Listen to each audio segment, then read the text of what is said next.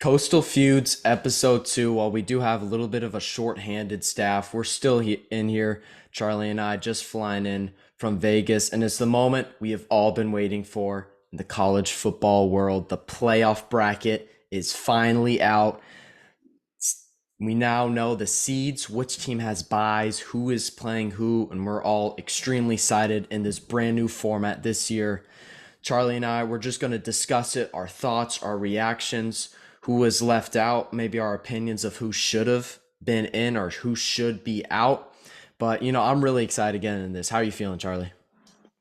I mean, this was talked about all season about the new 12-team playoff, and overall, I think, well, one, I think it's a lot less controversial than last year's picks, and two, I am more than excited for this upcoming winter because I think a lot of these games just look really, really fun to me, and I think it's just going to be an overall really fun winter. We're gonna have a lot of fun.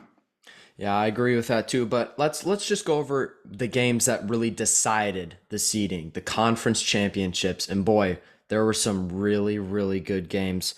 First off, I'm going to start off in the Big 12. Iowa State, big, the last Big 12 championship they had was in 1913, so well over 100 years ago. They just couldn't stop Cam Scatterbo. I mean, looking at the defense, the 3-3-5 defense they run, it showed on a stat line during the game all the defenses that ran the same scheme as Iowa State and how Arizona State did. I mean, Mississippi State runs the same defense and they ran for 351 yards against them. So that was almost kind of like a reminder of how Iowa State was going to be. And they've also really been battling injuries, especially at the linebacker position. At one point, they were down to their 10th string linebacker. And I'm not joking when I say that. It was walk-on freshman, 10th string linebacker. That's insane. Scatterbo just showing his toughness. I mean, it was amazing display of Big 12 tackling, just bouncing off defenders. And he had a really, really good day. Yeah, no other way to put it. Sun Devils, they just ran through the Cyclones. It wasn't even close. I think I think it does speak a lot to the ability of Arizona State. For years in the Pac-12, they were always just the trap game. It was just for them, it was just the game to watch out for. But you never really expected them to do anything else. They were always just like the connecting link in the Pac-12 circle of suck. They would they'd be a consistent 4-win, 5-win team, maybe 6-win. They get a bowl. That was like a good year for them. But they would always just mess up some Pac-12 team champs at the college football playoffs. And now it's actually for me it's a little bit exciting to see them go to the college football playoffs. Again, this is a overall solid team that I feel is they won the Big 12 championship. I don't think they're going to be able to make much of a run considering they have to go up against Clemson or Texas, which I don't feel like even with home field advantage is going to be too much of an advantage for them. But at the same time, I'm really, really happy for Arizona State. Definitely played just overall a lot better. Yeah, and with that win, they did secure the 4 seed, only behind Boise State at 3, Georgia at 2, and the number 1 team in the nation, the Oregon Ducks, at the 1 seed. But now we're just going to jump over to the ACC championship between SMU and Clemson, and I have to tell you, that was a movie of a game. It gave you a little bit of a bit of hints, bit of a taste of the Mahomes 13-second down the field for a field goal, and it was really set up by I oh my goodness, I'm forgetting his name, but it was the Special Clemson teams, kick kick returner. return. Mm-hmm. Yeah, it was something Randall. I don't want not I'll look it up. I'll look it up. no, Adam Randall. Adam Randall, that was it. He is a junior. He was a highly touted freshman coming in. I think he was a 4 or 5 star. He's getting no playing time. There's freshmen playing ahead of him, and he wasn't even the starting kick returner. Their original kick returner was injured, so Randall had to come in just to replace, and he made quite possibly one of the biggest plays of the game. The 39-yard kick return was Clemson's longest of the season when they needed it most. And then ultimately, Cade Klubnik hits this guy over the middle for set up the freshman with his longest field goal ever. He had never done a game-winning or game-tying kick ever. Sinks it. And SMU put up a huge fight, down 17. And Dabo Sweeney talked about how SMU should be in the playoffs, and I absolutely agree with Dabo on that one. And they got the 11 seed. Yeah, no, I 100% agree, and I think it was a really tough battle from both teams. I think obviously Clemson got out ahead early, but I think you have to give a lot of respect and a lot of credit to SMU, especially where it's due, because um, they did not give up. They kept at it and they kept with it, and it was really impressive to see that comeback. That lead slowly compressed until they finally got that touchdown with a great two-footed toe tap catch. That was an NFL level catch by that SMU wide receiver. And I thought we had an overtime game. I was sitting in a sports bar. I was not drinking. I was sitting in a sports bar, and I saw that happen. I was like, well, I guess I'm gonna have to just stay here for a little bit longer. And 16 seconds was all that they needed to get down, go score field goals. And so, big credit to the special teams, big credit to just everyone on the Clemson offense who for just not giving up and not throwing it in for those last 16 seconds of a drive. They knew that they had a chance, and big respect to them for just staying with it. And they have to go play a game. And I mean, this got them in the college football playoffs. This got them in the college football playoffs. I think Miami or some other team would have been ahead of them, but. If they didn't win this game, they would not be playing college football playoff football. Yeah, and I think that's something that was discussed a lot about how some of these conference championships could possibly be a reason why you're not in the bracket. That if you're like, let's say you're Penn State, like it just happened, you're Penn State, you lose to Oregon, it's the number one team in the nation. So that means that you're not going to get a bye, but that possibly could I forgot the exact example they used, but what I'm just trying to say is that sometimes the conference championship could possibly lead to a team being left out, and that's going to set a really dangerous precedent going forward. Like a team like SMU, they fought so hard, they lost the ACC championship game, and because they're a smaller school that doesn't have as much of a brand as some of these other schools like Alabama or Miami that was on the bubble that could have gotten to this college football playoff. So I really think that I was happy about the selections the committee made, because if they put in Miami or Alabama, they were just going to set probably the most dangerous precedent and have a lot of people angry with their decisions. Right, right. And I do hear you on the worry of teams being left out in the college football playoffs, but and we've seen some egregious decisions made by the polls in the last couple of years. But I think that these conference championship games, and allowing the winner of the conference championship to go to the college football playoff is actually is something that's needed in college sports, especially with like you said, with a lot of these egregious decisions and egregious polls made by the selection committee. I think when you look to like March Madness, like in reality, like should Norwalk State make it, or should Oakland make it, or should Vermont make the tournament of the 64 teams? No, I guarantee you there are 64 more teams who are better than Vermont. But it's 32 conference champions and 32 at-large bids, and I think that's I think it's a perfect setup. Or wait, no, it would be 30. Wait, shoot, 36 at-large bids. Excuse me.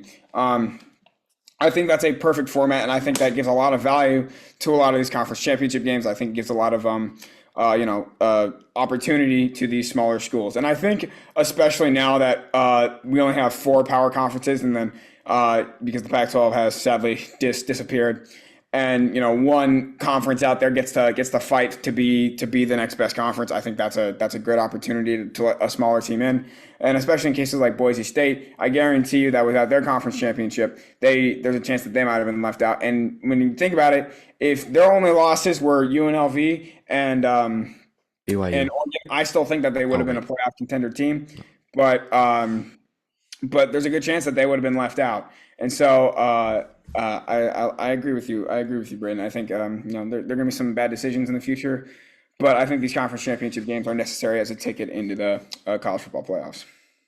Yeah, and so we're going to once again go to the SEC championship game with Georgia, Texas. Nick Saban actually did call for this prediction, the SEC championship, Georgia versus Texas, and it was amazing. The first ever SEC championship to go into overtime, and Carson Beck, the fact that he was injured with an elbow or arm injury of some sort, on the final play of the first half of all plays. Then you have, I think it was Gunnar Stockton was his name. He's coming in, they've talked about how he was such a hard worker, working in the shadows. No one knows who this kid is. No one knows the amount of work that you put in except those guys in between those four walls. And I think it really just showed the toughness of this entire Georgia team when in overtime they're driving down inside the 5. Stockton takes a QB drop the middle and takes such a nasty hit. I don't know how he got up. I saw Trevor Lawrence injury. I saw Tua injury all just flashing through my head. But he gets up. The helmet flies off. I mean, when you see your entire chin strap buckle on a hit or unbuckle on a hit, that's pretty insane for me to think about. And then they just showed a lot of determination. I think Texas just shot themselves in the foot so much with penalties. I believe they had 11 penalties on the day. They just couldn't capitalize on the opportunities that they had. I mean, I think probably the most underrated play of the entire game was on that third down when Gunnar Stockton threw that pick with no one over there. So when Barron caught the interception, he's running down the sideline and his teammate to the right of him is starting to celebrate, but the tight end that was right near him came and made the tackle. So there's always going to be what ifs in games, but what if the DB celebrating made the block on that tight end? Barron probably most likely would have had a touchdown, and that would have changed the momentum of that entire game. And Texas might have had the 2 seed for all we know. Brandon, I just want to make sure Texas did score on that drive after the interception, right? Didn't they? Oh goodness, I can't remember. If you know, I can't remember. Anyway, I know they didn't score a touchdown. That's a great day of college football, and there's just too much to remember. Again, I think 98% of the credit in this game is due to Gunnar Stockton. Carson Beck was not having his best game. 0 touchdowns for both teams in the first half. And I thought that Gunnar Stockton having to come in, especially in the SEC championship game against an incredibly strong Texas team as a backup quarterback, and the just resilience and mindset that he showed, it was incredibly admirable. I mean, to sit there as a second quarterback and basically, sit in the shadows the entire season, and then being forced out of your hole in the biggest game of the year up to that point. I think that Gunnar Stockton, just unbelievable kid. I mean, just it was an incredible showing from him. He didn't make every perfect play, but he definitely made the plays that he needed to. And I mean, he stood up after that hit. He stood up and he. I mean, like, I don't know many. I agree with you. I saw a Tua Tagovailoa hit. I saw a Trevor Lawrence hit. I saw a career-ending hit right there. It was not targeting. That was a good call by the refs. It was not targeting. But I mean, oh my goodness. I literally screamed when I saw that. I was like, oh my goodness. It was terrifying. And so I think just good work to that entire Georgia team for just staying with it, even though we took a lot of big hits. And yeah, I think Georgia, I think the 100% deserves to be the 2 seed right now. And so the final conference championship game that really played a large factor was the Big Ten championship. And I was really expecting Georgia, or not, excuse me, let me restart. The Big Ten championship game, I was really expecting Oregon to kind of just run away with this win. They got up to I forgot how big of a lead it was, but they got up to a 15-point lead or something like that. Yeah, it was like a 2-score lead, like 14, 15 points. They got up there, and Penn State, Arjun will always say that Penn State is a second half team, and they did really show this in the game. They were driving, they were scoring, they were getting stops on defense. I mean, they had it within 1 possession, 2 minutes to go after the 2-minute timeout. Drew Aller comes out. He throws a deep ball on 2nd and 1 along the sideline, gets picked off. I mean, I don't know what we're doing. I mean, this is against Oregon. I don't know if it was James Franklin. I don't know if James Franklin is an offensive coach, defensive coach, a good coach, bad coach. I can't tell sometimes. I don't think Arjun, I really wish he was here with us because he would have gone on some. This has been such a funny conversation. Yeah, he would have gone on an insane rant. He would do one of his typical Arjun crash outs. We would just have a 40-minute Zoom meeting dedicated to just Arjun talking about James Franklin. Yeah, but he's probably gonna crash out with the Cowboys anyway. So anyway, but looking at this game, I hate that play call. I hated that play call so much, and I mean, your second one, you have all the momentum. You're running the ball super well. Nick Singleton and oh my gosh, I'm blanking right now. It's okay. Shoot. Okay, both of the Penn State running backs. I'm trying to. Okay, it's gonna come to me later. They both ran the ball really well, and they both caught the ball out of the backfield. I think at one point in the game, half of Drew Allar's completed passes were to running backs. Katron Allen, that's his name. There we go. Nick Singleton and Katron Allen. They both had really really good games, but I just hate to see Aller make that mistake or have that play call. I'm not sure if that was the intended receiver, like the first look, or if he just thought he saw one on one and could have gotten an advantage. But in those types of situations, you can't play hero ball. You just gotta make focus on the next play. You're 2nd and 1, so it's a really favorable advantage for the offense. The playbook is wide open, just not able to capitalize. Yeah, and I want to stick to your point about hero ball. It wasn't that like some situations like they kind of call for hero ball, or like at least like it's a reasonable it's a reasonable play decision if like you try and play hero ball. It's not like psychotic. I what is that? It's a minute and it was a minute and 30 left. I want to say It was a minute 54. It was the first it was a play minute after the 54. 2 minute That's timeout. literally 2 minutes to drive down the ball. You had two timeouts, right? You had two timeouts. It is beyond me what this play call was. I don't know if it was James Franklin. I don't know if it's Drew Aller. I don't know what it was. I know it was a terrible decision. I like you said, they were running the ball really well. And like Penn State refused to give up in this game. They were down 15 after a very questionable 2 point conversion call made by James Franklin that they missed. Like they would have been down 13 rather than 14. I didn't really understand that play call either. But you have an opportunity to go win the Big Ten championship game on a game which no one expects you to win, and you do that. It reminds me of of who is it of John Harbaugh, of him throwing the ball 3 times when you're on like the 4 yard line of the Super Bowl, when you could just give it to Frank Gore and he'll go and score, or like Marshawn Lynch and Pete Carroll. And like you're throwing the ball rather than giving it to Beast Mode when you're on the 1 yard line. It is beyond me. Again, I think that there's a lot of good on this Penn State team. I think that they did not give up. I think that they had a full excuse to give up. I think they just could have let the game just go. I think they had a confident decision that they knew that they were going to be in some form of the college football playoffs. I think even if they snuck into the 11th seed, I think that they knew that they were going to be at least playing college football playoff football. So they had an excuse just to let the game go, but they didn't. And I find that so respectable. I find that they actually really tried to get back in this game, even though they knew that it was going to be an uphill fight. And it was an uphill fight, and they fought it so well until that last play on their offense. Like like Tyler Warren. I understand why Arjun wants to name his kids after him. Like he is an incredible tight end. And it mind boggles me. It makes me so mad that those kids did not have another chance to go fight for a Big Ten championship because of that horrendous play calling.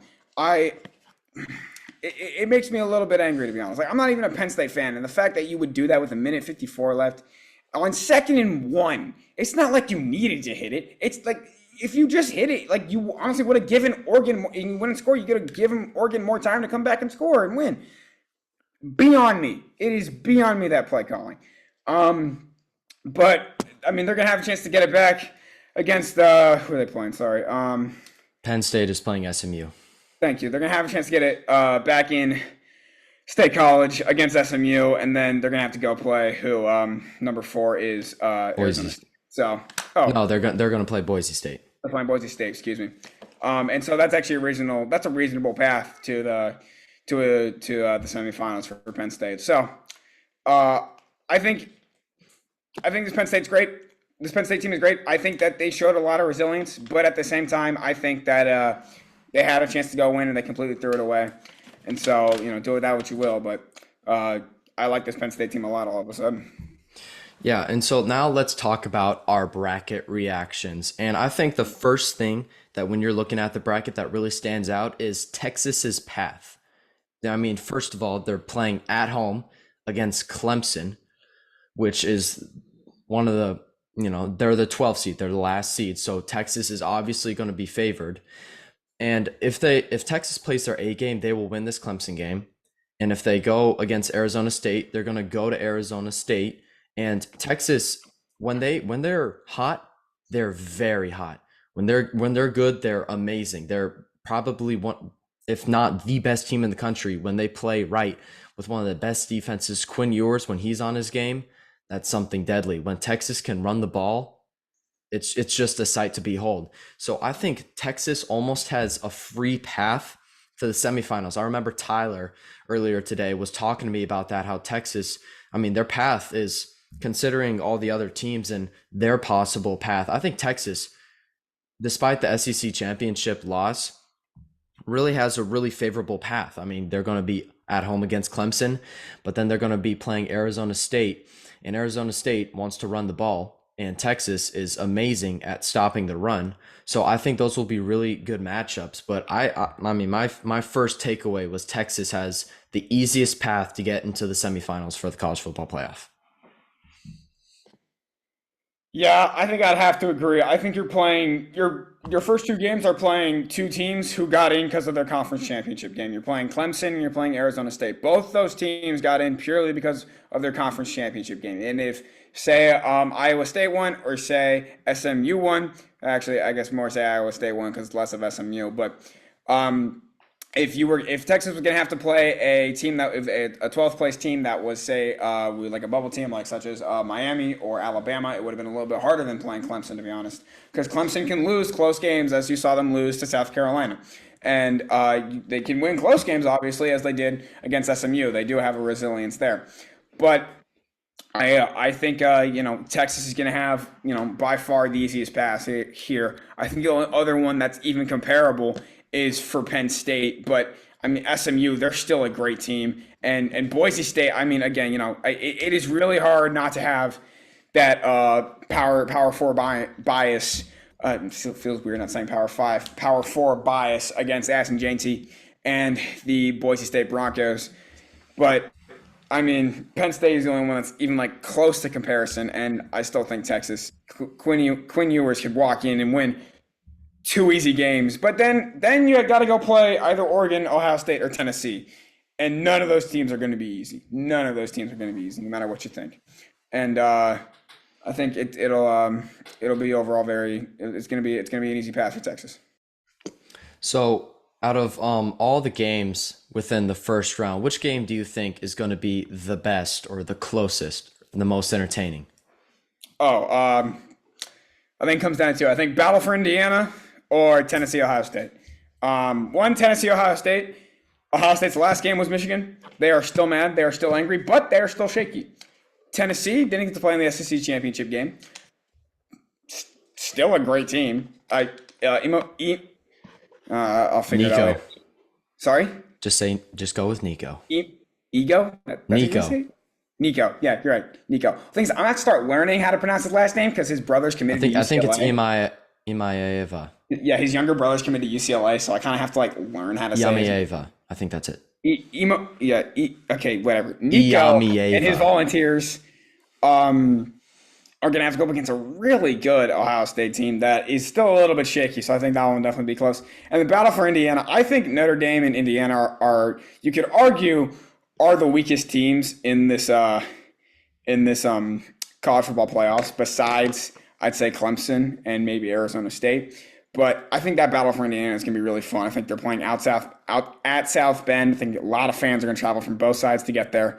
I think that one's going to be – I think it'll be the best game. I don't think those two teams are necessarily the best two in this tournament, but I think that one's going to be really, really fun. Okay, I'm trying to think of because I know that SMU is in Texas, and has the Texas weather been like kind of like moderately Oh, good? okay. With climate change, and I'm trying to be a more climate friendly person. It's getting hot. It's getting kind of hot. I'm not gonna lie. So Clemson, but they're playing Clemson. That's not going to be. That's not going to be too Yeah, different. no. So what I'm trying to think of, because I know SMU is in Texas, and it's SMU going is to be at Penn State in December, so it's definitely going to be cold.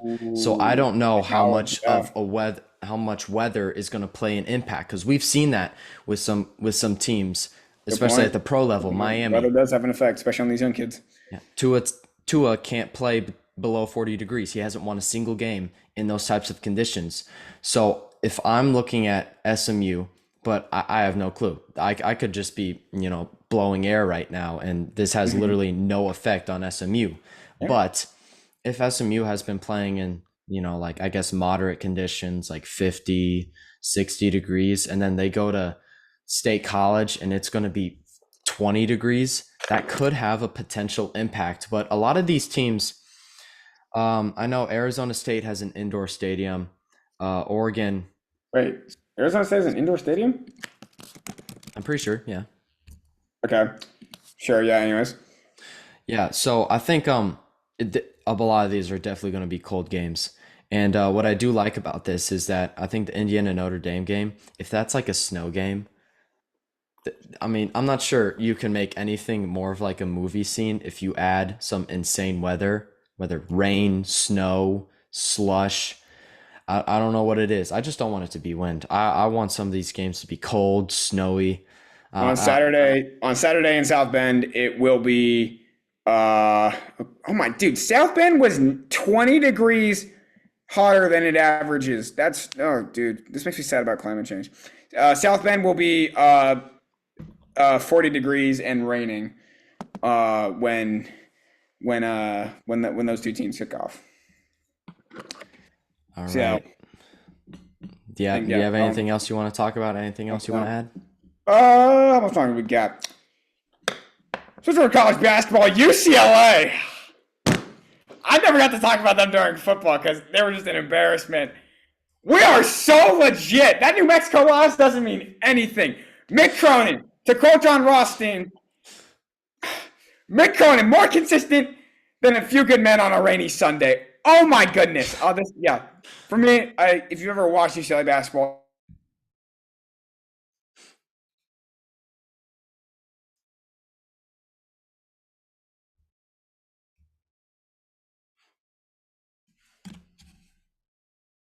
he's always one possession does not lose the game. One possession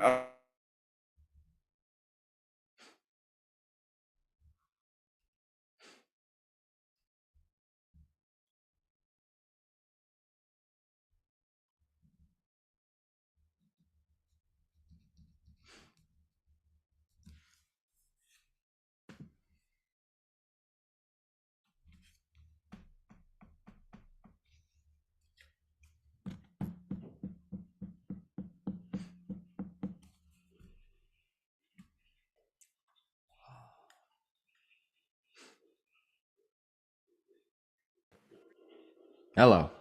Are you back? did I glitch out? How much of that did you get? Um, I'm not sure I really got anything. I think you were talking about UCLA basketball, then you were quiet, and then you talked about one possession game, and then you glitched out again. Okay, I was probably talking too loud. Okay, well then shoot.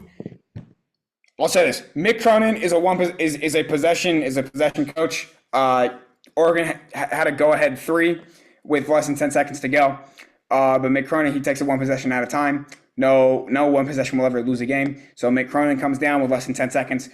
Dylan Andrews, great bank three. I was on the plane, so I could not watch it. If I could have watched it, the plane would have been very confused why I was screaming so loud.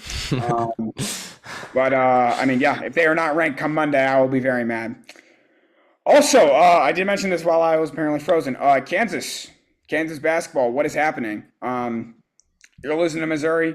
You're losing to someone else. I already forget now. But Creighton? Was it yeah, Creighton? Creighton. I think that was it. Yeah, up the Blue Jays. I mean, they beat Cooper Flag, who I have my own issues with, but I mean, yeah, they look like they are not playing their best basketball. I think Auburn by far looks like the best team in America right now. I don't know if you watch a lot of college basketball, Braden, but that's just what I'm Yeah, talking no, about. I definitely have not been doing my part in keeping up in college basketball. I've really been disappointed in myself, That's because okay. it's one week I'm looking at Marquette is ranked 15th, then the next thing I know they're ranked 5th, and I feel like Mhm. I just like fast forward in time. So I definitely need to do a better job keeping up with It's hard. college. It is hard to keep up with college basketball because there are a lot more good teams and just a lot more games in general. because it doesn't all happen on Saturday. It happens throughout the weekend. We have homework because Yeah, because we're good scholarly we are students, good scholars. We and do our we homework. keep up We our do good our grades. homework. Yeah. Oh yeah, but yeah, hey, UCLA basketball, man. I never got to talk about UCLA football because I don't want to talk about UCLA football. But UCLA basketball, oh, I'm excited. I am very, very excited. All right, and I Bring it home think 12. with that, is there any? Are we? Anything more?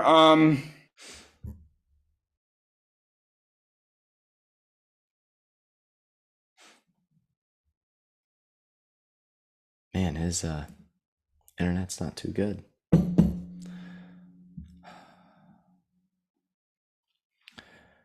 Okay, well, anyway, with Charlie glitched out once again, that's gonna come to the conclusion of another Coastal Feuds episode 12, talking about the college football playoffs, and had a couple little conversations about the college basketball. But I want you guys to make sure to like, subscribe, leave a comment down below. Make sure to also follow us on Instagram and Twitter as well.